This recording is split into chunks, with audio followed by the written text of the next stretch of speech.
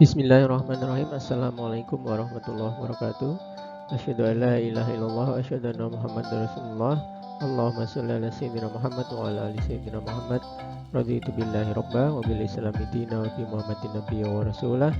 Rabbi zidni ilma warzuqni fahma. Amin ya rabbal alamin. Baik, pada kesempatan kali ini di pertemuan ke-6 ya, mata kuliah Pondasi 1, insyaallah nanti akan saya jelaskan tentang bagaimana konsep atau prinsip perhitungan untuk mendesain fondasi telapak ya, khususnya fondasi telapak tunggal. Insyaallah nanti di pertemuan ke-6 ini akan saya bagi menjadi beberapa part, mungkin 2 atau 3 bagian ya. Yang bagian pertama nanti lebih pada konsep apa saja yang harus diperhatikan, sampai nanti di bagian selanjutnya kita coba praktek mendesain fondasi sederhana seperti itu. Ya, mudah-mudahan apa yang saya sampaikan nanti bisa dipahami dan diterima dengan baik dan menambah wawasan untuk bisa mempelajari lagi lebih detail tentang bagaimana mendesain fondasi dangkal, khususnya fondasi dangkal untuk telapak tunggal seperti itu. Ya, baik. Bismillahirrahmanirrahim. Assalamualaikum warahmatullahi wabarakatuh. Pada pertemuan ke-6 ini saya akan lanjutkan materi tentang fondasi dangkal ya, dimana jika sebelumnya kita sudah bahas tentang bagaimana cara menghitung kapasitas dukung fondasinya ditinjau dari kekuatan tanahnya, maka di pertemuan kali ini saya akan sampaikan tentang konsep perancangan fondasi telapak. Nah, nanti khususnya nanti kita bahas tentang fondasi telapak tunggal seperti ini. Ya, jadi nanti apa saja yang akan kita bahas. Jadi kalau misalnya kemarin bahasan kita sudah di bagian kapasitas dukung fondasinya atau kapasitas dukung tanahnya ya. Jadi kita kemarin sudah membahas tentang bagaimana menghitung kapasitas dukung fondasi, misalnya key allowable ya. Ini bisa kita hitung dari apa? Dari data lab, V, C, atau dari uji lapangan, misalnya SPT, kemudian JPT, atau nanti ada dari uji beban ya, flat loading test ya, seperti itu. Nah, sehingga nanti analisis hasil perhitungan kapasitas dukung ini nanti menjadi salah satu batasan untuk merancang dimensi fondasi ini, jika kita sudah mengetahui bagaimana beban yang akan diterima dalam satu telapak fondasi itu sendiri seperti apa, sehingga nanti sudah given ya, bagian tanahnya ini sudah kita bahas di pekan yang lalu, sehingga nanti di pertemuan kali ini kita banyak membahas tentang bagaimana nanti menghitung mulai dari pembebanannya, tentu saja nanti sekilas saja, sampai nanti bagaimana mengaitkan antara beban ini dengan kapasitas dukung tanahnya, hingga outputnya kita bisa mendesain dimensi fondasi telapak seperti itu. Ya, jadi sebelum masuk ke perancangan ya, kita harus tahu dulu prinsip apa saja yang nanti akan kita gunakan untuk melakukan analisis.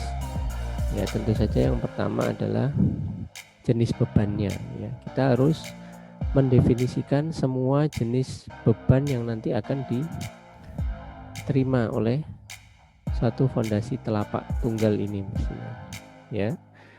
Nah, misalnya yang paling sudah pasti ada adalah beban terbagi merata. Terbagi merata itu bisa jadi nanti akibat berat sendirinya si fondasi ini ya, atau nanti misalnya ada timbunan tanahnya di atasnya, ini juga masuk beban merata, sehingga nanti dianggap misalnya di sini berat sendiri beton ya, beton bertulang ini akan memberikan beban merata, kemudian tanah di atasnya ini juga akan memberikan beban merata dengan tanah setebal T seperti ini misalnya, seperti itu. Kemudian yang kedua ya, yang pertama tadi beban merata, yang kedua misalnya nanti beban kolomnya, jadi gaya vertikalnya. Gaya vertikal itu diterima dari mana? Dari kolom sebagai penerus beban dari bangunan di atasnya ya. Jadi di atasnya ada balok mungkin ya, kemudian ada kolom lantai 2 dan seterusnya. Nah ini akan diteruskan oleh kolom. Nah nantinya meskipun misalnya kita punya suatu bangunan sentris seperti ini, secara fisik sentris bahwa kolomnya di tengah-tengah pusat luasan, gayanya juga tentu saja pasti diteruskan lewat kolom ini. Namun demikian nanti misalnya di atas ada beban horizontal, ada momen dan seterusnya, bisa mengakibatkan beban itu, gaya vertikal itu menjadi eksentris ya. Jadi secara fisik kolom tetap di sini, tapi bisa jadi resultan gayanya itu nanti misalkan pusat luasan gayanya di sini ya, pusat luasan fondasinya di sini, akibat adanya momen ya. Jadi resultan gayanya dari atas itu punya eksentrisitas tertentu. Nah ini kita harus perhitungkan juga nanti di sini. Nah sentris itu kapan? Sentris itu ketika misalnya gaya itu resultannya tepat jatuh di pusat luasan fondasi seperti ini. Nah kemudian ini gaya vertikal ya. Nah yang selanjutnya harus kita pertimbangkan juga nanti terkait dengan gaya horizontal ya. Tentu saja gaya horizontal ini diterima juga, diteruskan melalui kolom juga, akibat misalnya ada gaya horizontal dari balok seperti itu. Nah bisa jadi adanya gaya horizontal ini juga menimbulkan momen ya. Nah ini harus kita perhitungkan. Kemudian kombinasi dari semua gaya-gaya itu nanti menjadi dasar utama nanti untuk menentukan dimensi fondasi ya. Dimana nanti dimensi fondasi yang kita rancang ya dengan lebar B dan panjang L tertentu ini harus mampu menahan ya beban-beban baik kombinasi 1, 2, dan 3 nanti misalnya terkait dengan beban tetap, beban sementara 1, beban sementara 2, dan seterusnya.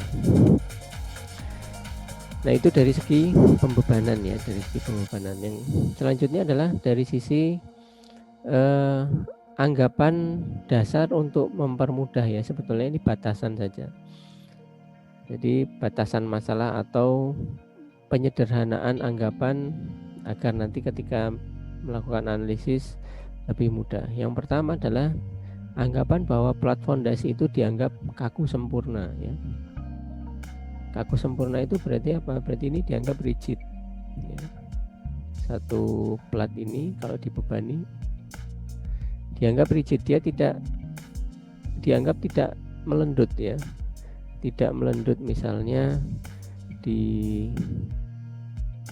beri beban di tengah, maka anggapannya tidak mengalami lendutan ya. Jadi dianggap kaku sempurna. Atau misalnya ada momen ya, pusatnya di sini, ada momen ke arah sana, maka juga sama, tidak melendut sebaliknya ke atas. Namun demikian karena dianggap ini rigid ya, itu maka dia bisa miring tapi tidak melengkung ya. Miring itu artinya seperti apa ya? Misalnya kita punya fondasi plat seperti ini, kemudian ada beban momen, maka bagian kanannya akan turun ya, dan bagian kirinya juga akan naik tentu saja sebanding ya, karena miring. Tapi kalau anggapannya ini elastis, maka bisa jadi tidak sebanding, jadi melengkung. Nah ini anggapan melengkung ini tidak terjadi seperti itu. Kemudian anggapan kedua adalah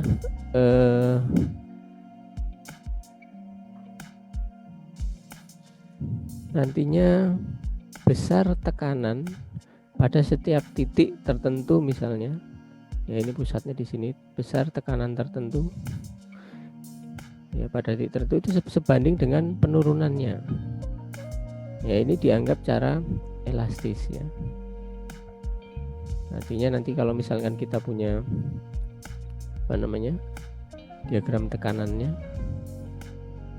Nah, diagram tekanan yang diberikan oleh fondasi pada tanah ini nanti juga memberikan nilai penurunan yang sebanding. Dianggap nanti kondisinya masih elastis. Nah, kemudian anggapan selanjutnya adalah bahwa tanah tidak dapat menahan gaya tarik ya.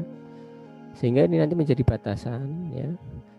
Ketika kita melakukan suatu desain fondasi telapak ya, kita harus bisa merekayasa atau bisa mendesain ya, agar ketika misalnya dia menerima beban vertikal kemudian ada momen, nah sedemikian kita harus bisa mendesain fondasi ini agar tegangan yang terjadi pada tanah itu semuanya desak ya, semuanya desak, baik itu misalkan nanti ini adalah tegangan yang minimum, ini yang maksimum misalnya, tapi semuanya desak. Dengan anggapan ya tadi, kalau misalnya desainnya itu tidak seperti ini, nanti akan terjadi tarik misalnya, maka tanah tidak bisa menahan tarik ini ya, ini tidak boleh terjadi ya. Nah, nanti tanda desak kita sepakati merupakan tanda positif ya, jadi ini tegangan positif. Kemudian tegangan tarik itu negatif, nanti di sini tandanya negatif. Nah, ini kita harus bisa mendesain sedemikian agar fondasi tidak mengalami tegangan tarik ya. Kenapa ya? Karena tegangan tarik ini tidak bisa ditahan oleh tanah seperti itu. Baik. Nah, ini adalah saya ingin mencoba menguraikan beban-beban yang ada di fondasi nantinya. Yang pertama adalah beban merata ya. Nah, beban merata ini dari mana saja? Yang pertama, jika misalnya memang berat fondasi diabaikan, misalnya ya, misalkan berat fondasi diabaikan dulu, kita abaikan dulu berat fondasinya ya, maka beban merata itu didapatkan dari mana ya? Didapatkan misalnya dari Q itu sendiri ya. Ya, jadi beban merata Q kecil ini didapatkan dari beban kolomnya.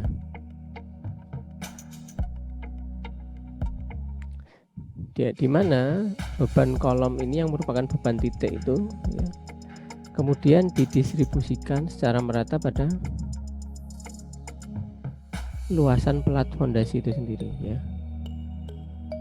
Nah, ini dengan luasan A ya, ini lebar B, kemudian panjang L misalkan ya. Jadi ada luasan A.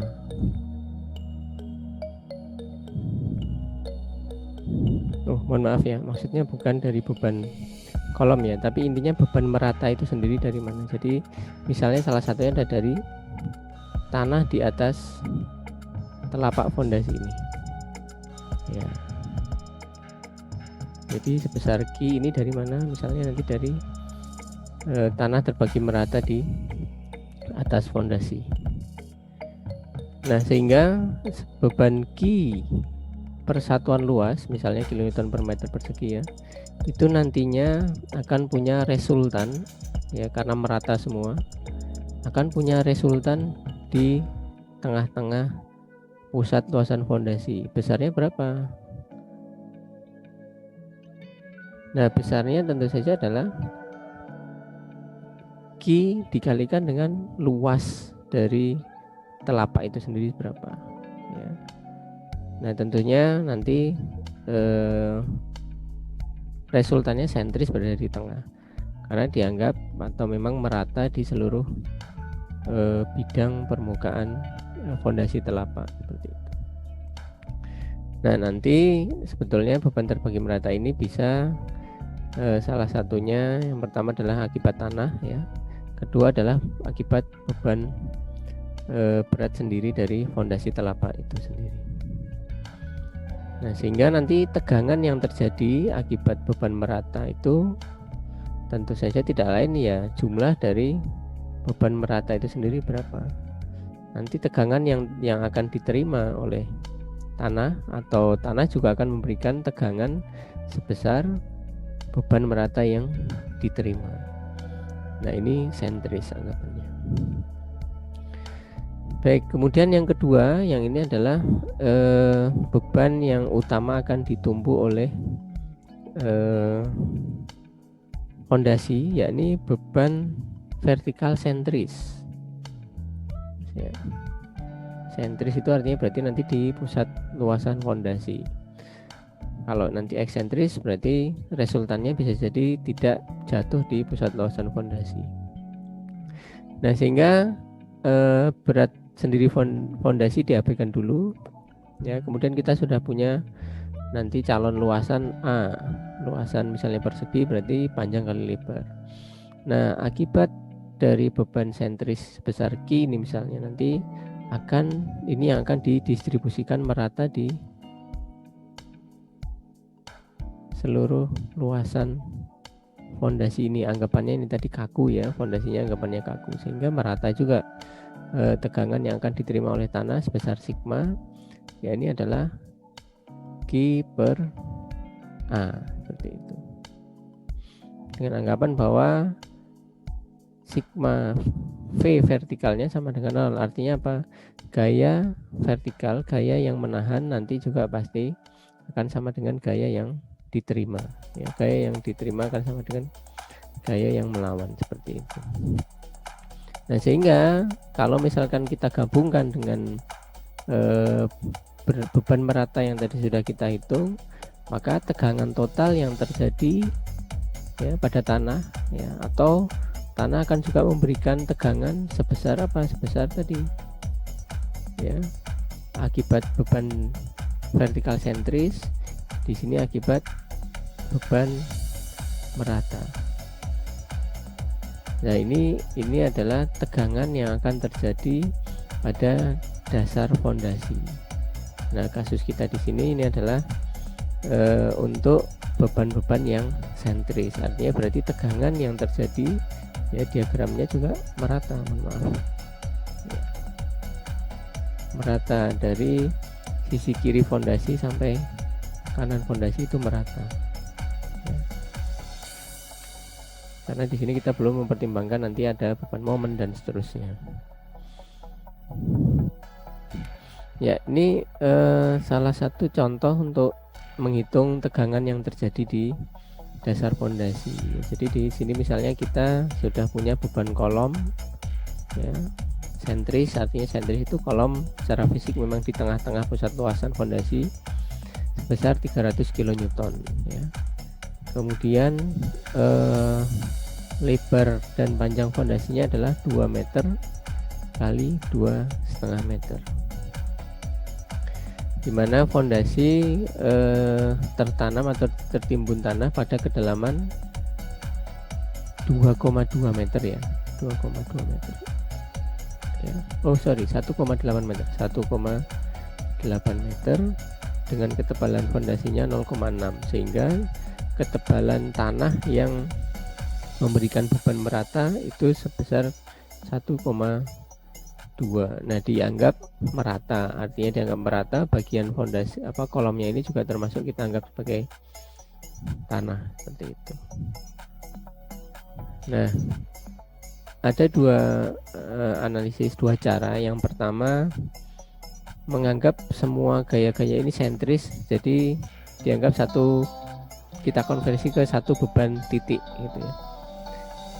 Yang pertama adalah beban sentris Q 300 kN, karena ini sudah wujudnya sudah beban sentris, beban titik Q, maka bisa langsung kita hitung nanti untuk sebagai penjumlahannya 300 kN.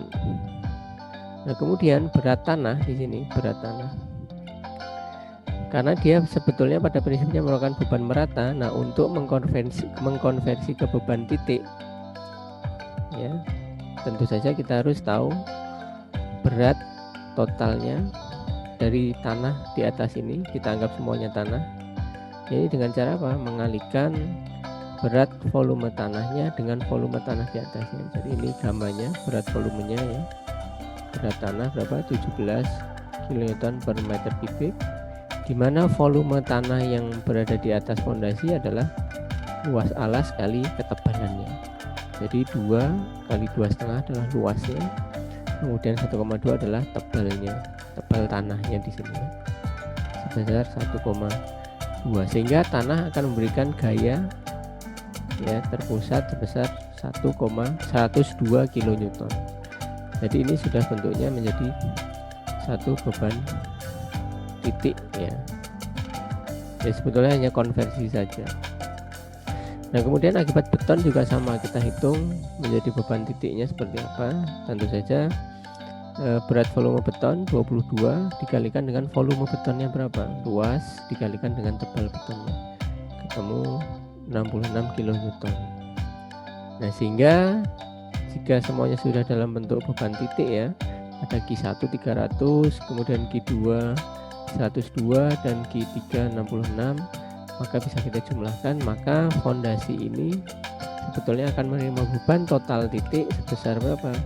Sebesar 468 kN. Jadi ini kita anggap, kita konversi menjadi satu beban titik. Q sigma Q sebesarnya adalah 468 kN. Nah, karena ini nanti akan ditumbuh dengan luasan tertentu ya, dengan lebar 2 dikalikan 2,5, maka tegangan yang terjadi dengan konsep tegangan adalah gaya dibagi luasan, ya tinggal dibagi saja. Gaya totalnya adalah 468, luasannya adalah 2 kali 2,5, maka akan terjadi tegangan pada tanah sebesar 93,6 kN per meter persegi. Nah, ini cara pertama ya, jadi dikonversi ke beban titik dulu, kemudian dibagi luasan. Nah, analisis kedua dengan konsep yang sebetulnya nanti hasilnya sama, pasti sama saja. Ya, ini beban sentris langsung kita konversi ke tegangan. Jadi 300 kN tadi akan ditumbuh dengan luasan tertentu. Ya sudah, berarti tinggal dibagi luasnya. Maka tegangan yang terjadi akibat Q adalah Q dibagi dengan luasnya. Jadi berapa? 300 dibagi 2 kali 2,5. Nah, ini tegangan akibat Q, tegangan 1. Nah, kemudian tegangan akibat tanah dan tegangan akibat beton tinggal mengalihkan berat volume dengan kedalamannya, dengan tebalnya. Begitu juga dengan beton. Berapa? Untuk tanah berarti tebalnya 1,2 dikali 17. Ya, ini menjadi 204 kN ini per meter persegi mestinya ya. Ya. Kemudian sama untuk beton adalah kedalamannya atau ketebalannya dikali berat volumenya, menjadi 13,2 kN per meter persegi ini mestinya. Sehingga dengan satuan yang sama, ini adalah kN per meter persegi, ini sudah bisa dijumlahkan. Ini juga sama, tadi ketemunya harus dalam kN per meter persegi, sehingga akan menerima tegangan yang sekian, 93,6 kN per meter persegi. Nah, dua cara ini sama saja ya. Jadi ya, kalau yang analisis yang kedua ini berdasarkan konsep di mekanika tanah 1 sudah kita pernah pelajari ya.